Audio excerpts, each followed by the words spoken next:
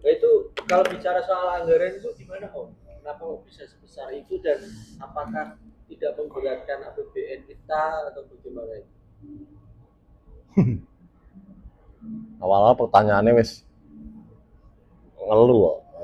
Kan aku jawab sing saeso aku jawab tau. Ya, MBG itu uh, di APBN 2026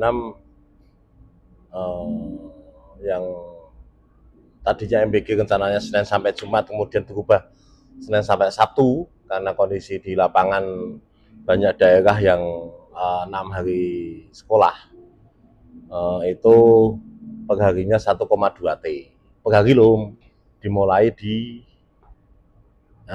per tanggal 2 Januari 2026 dan itu sudah siapkan. Bahkan pemerintah Prabowo kan sudah melakukan efisiensi yang hasil efisiensi sebagian Menteri Keuangan yang 200 T itu kan bagian hasil dari efisiensi.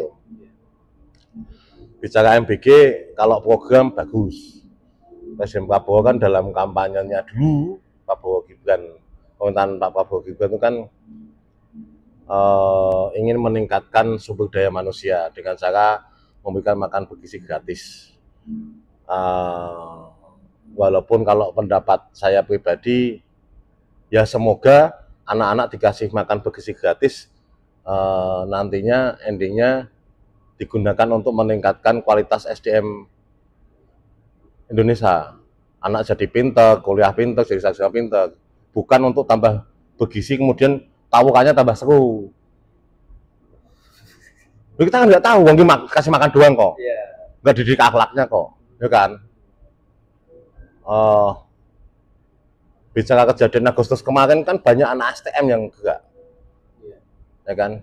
Anak-anak yang dapat MBG itu kan, bergizi kan, ya kan? Bicara Bandung kayak apa parahnya, nggak ada yang nanya lah program apa wajib militernya KDM hasilnya kayak apa, lebih kuat untuk membakar gedung pemerintah, ya kan Om? Nggak ada bahas kan, ya kan? Itu satu. MBG program bagus kalau dirasakan dengan baik. MBG undang-undang, kemudian pelaksananya ada BGN yang detik ini itu kayak KPK, sebuah lembaga ad hoc yang super power. KPK tuh bisa penyidikan sendiri, sampai nyidangkan sendiri. BGN sama seperti itu, duit 1,2 triliun mereka yang kelola, nunjuk orang sendiri, belanja sendiri, masak sendiri, distribusi sendiri, walaupun sistemnya pakai yayasan. Kenapa pakai yayasan? Tidak, kenapa aja? Salah. Nek ono apa-apa bikin nggak salah, sing salah yayasannya C. Pembersih. Ini kan. Jadi kita kan hanya bikin sama kayak sekarang kan, ketika banyak kasus kita kalau tambah tadi malam Garut 600 berarti sekitar 6.200 anak yang korban keracunan MBG. Dari awal mulanya program ini ada. Bikin nggak bisa salah, yang salah siapa? SPPG-nya yang berdasarkan dari yayasan. Sekarang gini Om, BGN ke yayasan, yayasan bisa bikin 10 SPPG. Dapur itu kan jadi SPPG. Ya kan dasar yayasan.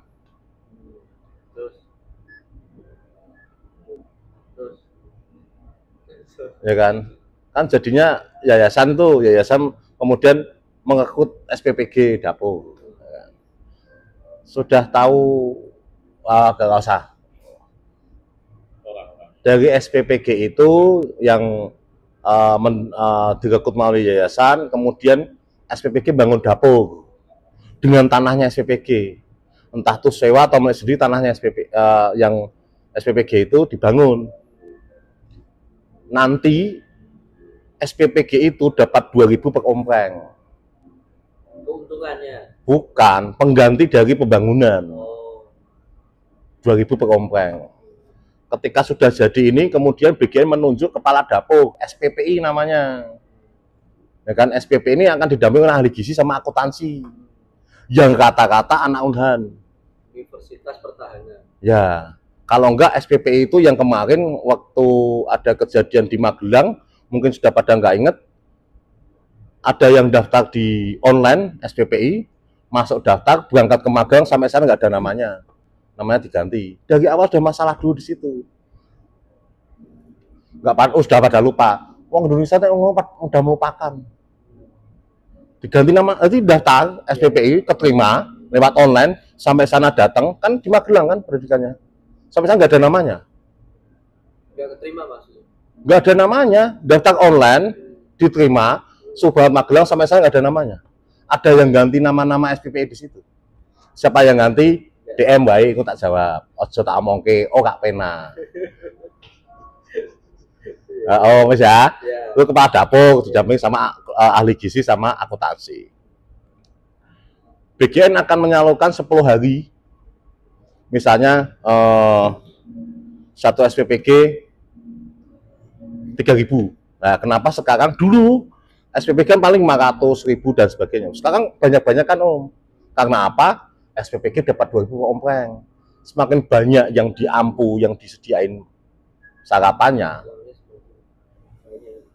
makanya sekarang SPPG minimal 3.000, 2.500, 3.000 minimal itu SPPG. Karena dia butuh 2.000-nya kali omprengnya itu SPPG. BGN akan ngirim melalui yayasan 10 hari ke depan ke masing-masing SPPG. Misalnya satu SPPG 3.000 deposit ya? Deposit. Yaitu pembelanjaannya itu tadi itu.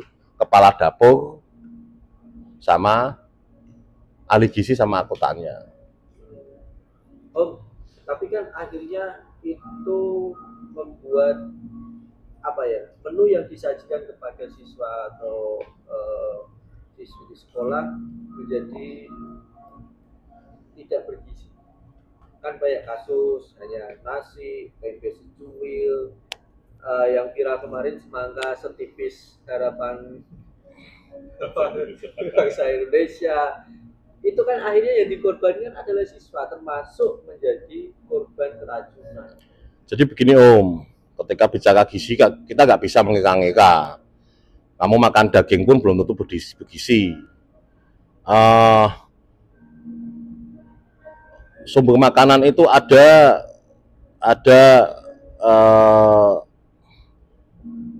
jadi standarisasinya. UNICEF sudah keluarin namanya isi piringku untuk gizi berimbang. Jadi anak TK, SD, SMP, SMA, usia kemudian kuliah, usia 25-30 beda-beda. Kemudian dari Kementerian Kesehatan ada namanya tumpeng gizi seimbang. Jadi kita tidak bisa mengira-ngira bicara gizi itu seperti apa. Program ini baik, apalagi didampingi sama ahli gizi yang kita meyakini, ya Om, makanan yang disajikan nggak bergizi. Tapi sekali lagi kita tidak tahu apakah ini ada pembiaran atau memang dibuat seperti itu untuk permainan supaya ada kepentingan dapat cuan misalnya.